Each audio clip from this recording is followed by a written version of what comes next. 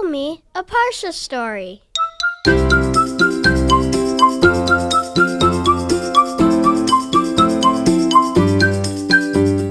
Welcome to Parsha Pals. Meet Judah.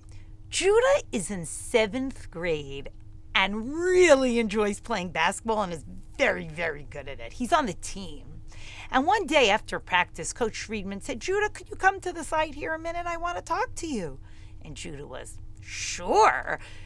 And he was a little worried. Was the coach going to tell him that he missed some really good shots or that he needs to work on something? He was very pleasantly surprised when Coach Friedman said, Judah, you have been playing very well and doing really well on and off the court with the team. And I'd like you to please be my assistant coach for the rest of the season. What do you think? Judah was so excited. Wow, what could be more exciting than that? Judah asked Coach Friedman, Coach, does that mean that I get to participate but also help run practices and drills? And Coach Friedman said yes. Judah's heart was bursting with joy. What an opportunity.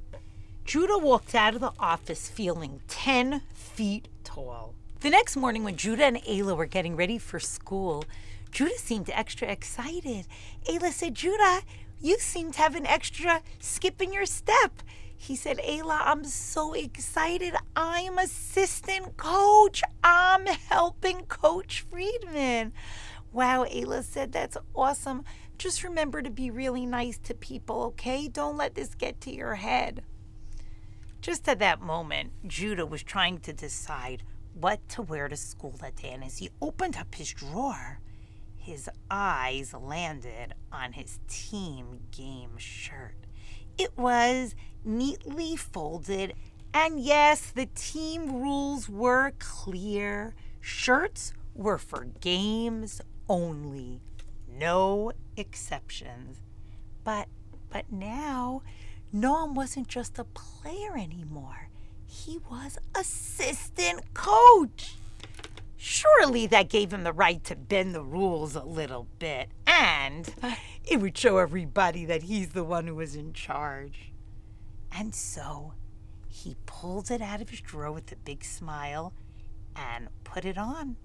As he walked into school, somebody said, big game today? And he said, nope, just thought I'd wear it. Kind of felt good to stand out and be able to break a rule and do something that nobody else was allowed to do. That afternoon there was a practice, and Judah blew the whistle with a little extra force and barked a little bit when he gave out some instructions like, Sam, try to move your feet faster. Yonatan, keep your head up. And they were listening. And Judah felt amazing. That night, Judah had a strange dream. He was no longer in the school gym. He was in a grand, beautiful palace. And he wasn't wearing his team shirt. He was wearing a royal robe. He was a king.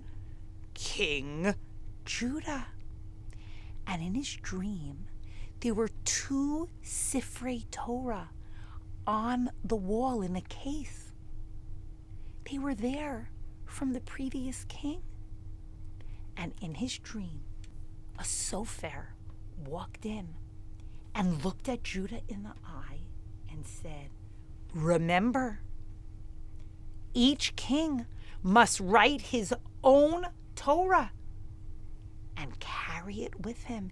Even if he gets one from the king before, he must write his own so that he remembers that he is responsible and bound by the mitzvot of the Torah, same as everybody else. Power does not put you above the law. You are the king, Judah. You have to act in the ways of the Torah. As Judah embarked in his dream upon writing his own Sefer Torah, he felt the weight of the responsibility of being a leader. King Judah understood that if the king would ignore the Torah or act above the rules of the Torah, that would not be good and would not be good modeling for everybody else. When Judah woke up the next morning, he understood, wow, I am the assistant coach, but I can't act differently than everybody else. I can't wear the game shirt when it's not a game day. Judah got dressed for school. He looked at his sister Ayla and he said, Ayla, I'm going to be the nicest assistant coach on the face of this earth.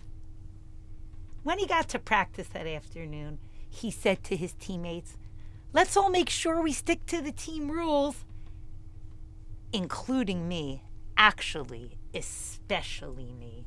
And from that day on, Judah knew that a good leader is someone who holds themselves to the highest standards.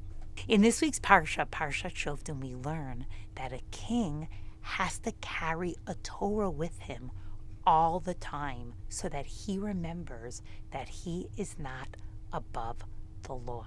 Rashi explains that the Torah writes, V'katav lo et mishneh haTorah, to mean that the king has to actually have two copies of the Torah. One that is placed inside of the king's treasury, and the other that comes and goes with him. The Rambam teaches us that even if the king has two already, because his father was the king, for example, and gave it to him, he still needs to write his own so that he will personally remember that he is not above the law. Each and every one of us is a leader. We're leaders in our home. We're leaders in our class. We're leaders with our brothers and sisters. All of us. Let's remember to take upon ourselves the responsibility of leading from a noble place, of leading from a place of setting example, serving others, and helping them, and not trying to put ourselves higher than other people in a way that ever puts anybody else down. Shabbat Shalom to all.